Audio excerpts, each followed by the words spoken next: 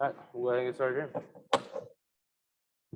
And we talked on Saturday, you had mentioned that this was the favorite team you've ever played. Obviously, the result that you had yesterday is the result you had. But does that doesn't change anything about that team, does it, for you?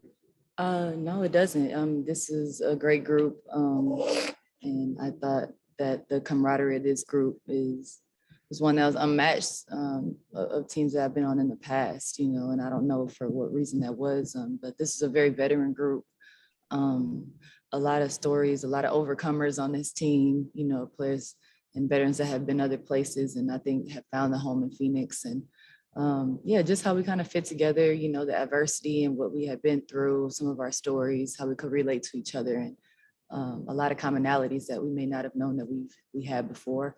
Obviously in the bubble season, we didn't get to spend a lot of time together because of the times and rules and whatnot and all these things, how short and compacted the season was. So this year we got to spend a lot of time around each other with how long the season was. And just a resilient group. I thought that just laid it all on the line. Professional, always came to work, played for each other. And definitely my favorite team that I've been on. When you think about Bria Hartley coming back and what she was, the type of player in the bubble, she's getting back to that right now. And you add a full slate Bria, healthy Bria Hartley with the rest of you. What do you see even more that this team, especially in the perimeter, can do? Yeah, I mean, I literally have not even processed yesterday or what's going on to even think about what we could look like next year. But obviously we know what Bria can do on the floor when she's healthy.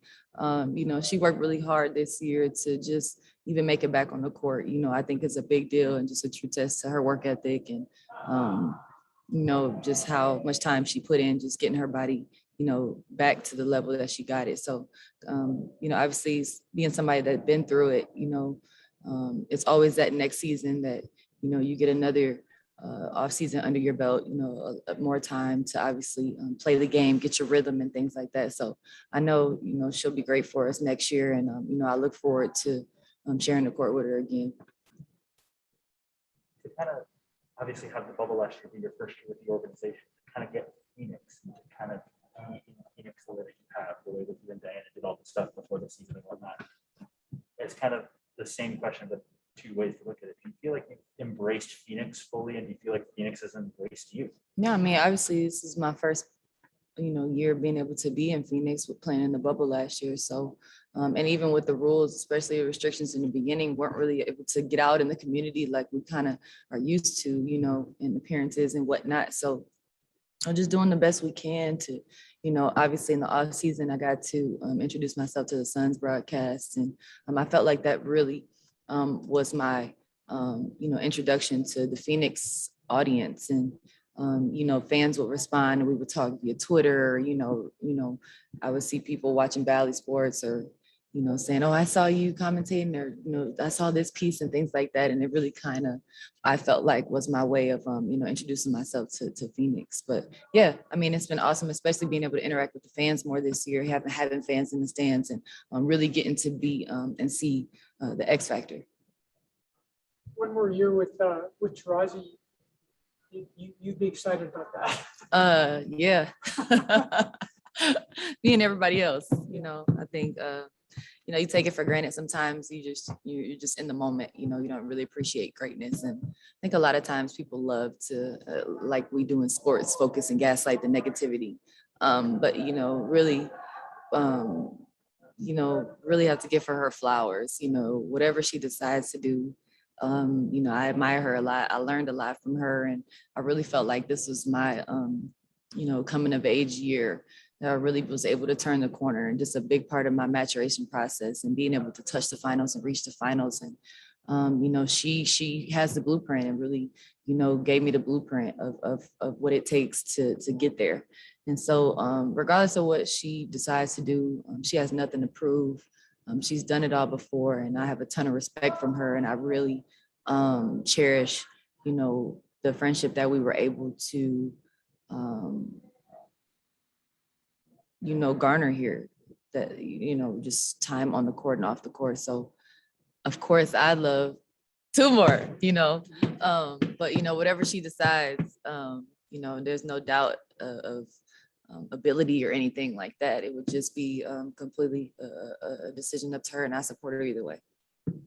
Kind of, I hate to bring up old names, but in your career, obviously in the WNBA, this was the first time you really made a deep playoff run, but in your college career, you kind of gotten to those games that are College, 10 years ago. I know, but you've kind of had these moments before where you're right there, and unfortunately, just the way the games played out, you haven't been able to have your team be successful in those moments.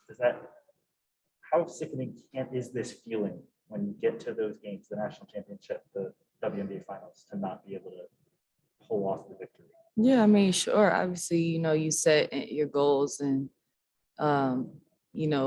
in college it's a different thing. We're never the favorites, and just like this playoffs, it wasn't like we were the favorites. So anytime I was able to go to a championship with a team, we really weren't supposed to be there on paper. So, I'm not used to playing in these big moments. But, I used to think like, damn, is it me, until I won an Olympic gold medal, and then kind of got that monkey off my back, even though I didn't play that much. But yeah, I mean, of course you want to win the damn thing. I'm not going to sit up here and say, what you think? The answer to my question. It hurts like hell. We just played yesterday. So it's fresh in my mind, but a lot of people were sitting at home watching us that weren't there. We were we were 20, we were 12 women of 24 that were there. And in college, it's an even way bigger margin, 365 something odd teams being there. So I don't take the moment for granted. I had multiple once in a lifetime opportunities, if you will, but it does nothing but drive me. And I think that if I didn't go through those experiences, I don't know where I would be today. So I kind of needed, those experiences to kind of push me and drive me and motivate me to reach that ultimate pinnacle, and something that, obviously on this stage, I'm still chasing. All right, we can kick over to Zoom. Have time for just a few here. We have time for just a few. We'll go to Michelle Vopel and then Danny. Yeah, Skylar, you talked about the Olympics and how big a deal that was for you. I'm just wondering, did that feel like something you'd chased for a while to have that opportunity, and how did that change when you look at this whole year? I mean, I know you wanted to win this title, but Olympics and finals in the same year is still a pretty amazing year. Yeah, I mean, it was a lifelong dream for me. Happy birthday! Yeah.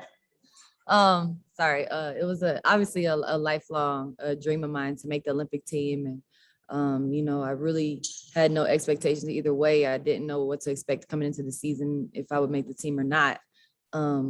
But when it happened, obviously, it was something I got to cross off my list, and just getting the opportunity to play with two of my teammates, on the biggest stage. And even though I didn't play that much, I took a lot from that experience. It was humbling to me, and I just kept putting the work in, and it really motivated me coming back to the WNBA, to want to win and to really make a push with this team. But yeah, I'm proud of the gold medal. I'm one of 12 women to have this gold medal. And, I'm an overcomer. I've been through a lot, and I had a lot of criticism, a lot of doubters, and a lot of things that I had to go through to get here. And so it just seemed like timing. You have all these dreams, and you just wonder if they're going to come true. And, that was definitely one of mine. So yeah, it was a dope experience, and one I don't even think I've been able to think about, because I had to compartmentalize this season.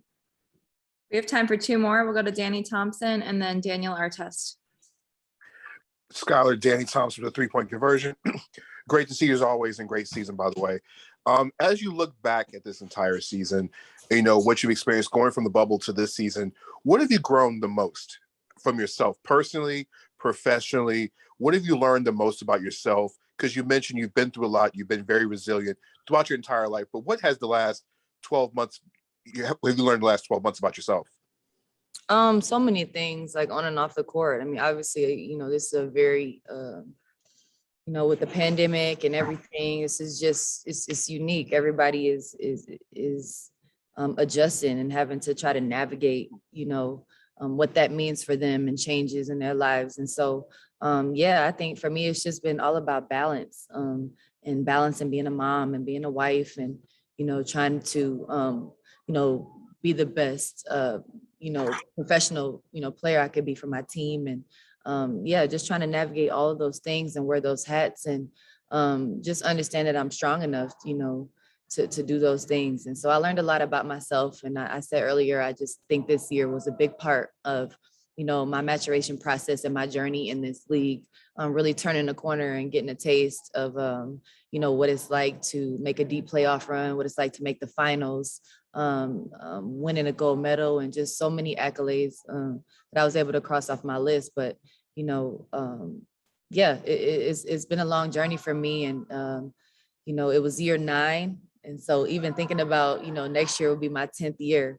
I think I've been rejuvenated. I used to say, man, I'll only play like 3 or 4 more years. And now, I definitely can see myself playing as many years in front of me as I do behind me. We'll end with Danielle Artest.